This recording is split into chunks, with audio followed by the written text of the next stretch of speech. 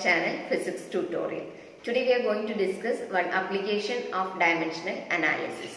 We have to study two applications this year. That is to find the correctness of the equation using dimensional analysis and also to deduce the relationship between physical quantities using dimensions. Today we are going to discuss the deducing a physical quantity using dimensional analysis. Okay, so the quantities which are depending on the physical quantity will be given and we can derive an equation for that physical quantity. So can we move to this? So we can go to the application of dimensional analysis. The second one is deducing relation among the physical quantities. Okay, so that in order to understand this we can do an example.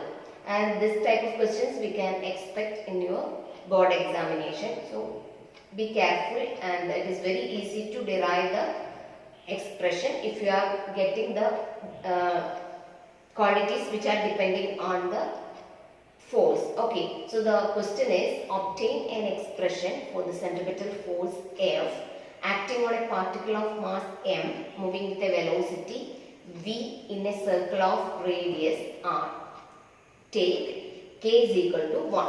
So here it is given that the expression for centripetal force we have to find. Okay, so which are the quantities depending on the force?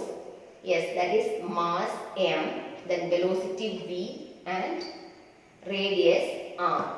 Okay, so how we can write this first equation? Because the force F is proportional to mvr. That means force depends on mass, velocity and radius. So first step we can write like this. And here we have to find the dimensions of these quantities. We don't know the dimensions here now. Okay, so that we can take it as A, B and C. So how we can write the first equation? That is F is proportional to m raised to A, B raised to B, R raised to C. Okay, and here we have a proportionality sign. So how we can convert into equal to sign? Yes, we can multiply with a constant.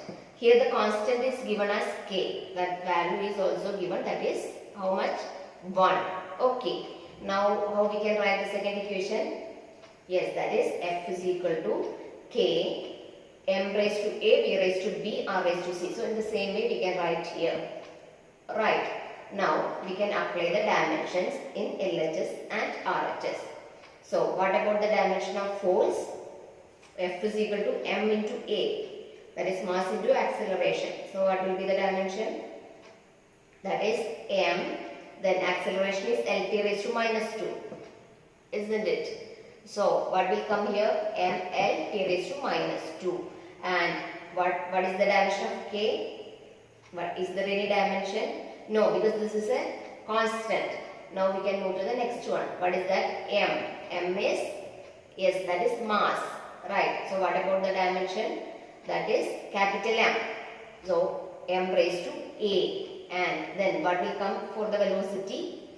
Velocity is displacement by time. That is L t raised to minus 1 whole raised to B. Now R is the radius. So how we can relate? That is equivalent to length. Right. So L raised to C. So the equation becomes m L t raised to minus 2, that is equal to m raised to A, L t raised to minus 1 into B and L raised to C. Okay. Now in the next step we can write the quantities together. That means that all the powers we can equate. So what we can write here? Here the first term is m L t raised to minus 2 only, because in LHS only one term is here. So that we can write here. Then what about RHS? In RHS how many terms are there for m? Only m raised to A is here. So that is m raised to A. Then in L raised to B is there, and in the next term L raised to C. So how we can write it together? Yes, that is L raised to B plus C. Then what about T? How many? Yes, T raised to minus B is there. Only T raised to minus b. Is it clear? Now we can equate the powers. That means in LHS and RHS. That means we can apply the homogeneity principle here. In both sides of the equation, the dimensions will be same, right? So how we can equate here? What are the powers of m? Here m raised to a and here m raised to 1. So a will be equal to 1, right? Here we are applying homogeneity principle. So we can write it as a is equal to 1. And for L, what is the power? That is the dimension, b plus c, right? What about LHS? That is 1. So how we can write? B plus c is equal to 1. Okay. And the last one, what is the power of t? Yes, here we have minus b and here we have minus 2. So what we can write? Minus b is equal to minus 2. Okay. So can we find a, b and c from these three equations? Yes. What we will get? A we have already found, isn't it? What is a? A is equal to 1. Then how we can find b? Here we have minus b is equal to minus 2. So what about plus b? B will be equal to 2. Okay. And here we have b plus c is equal to 1.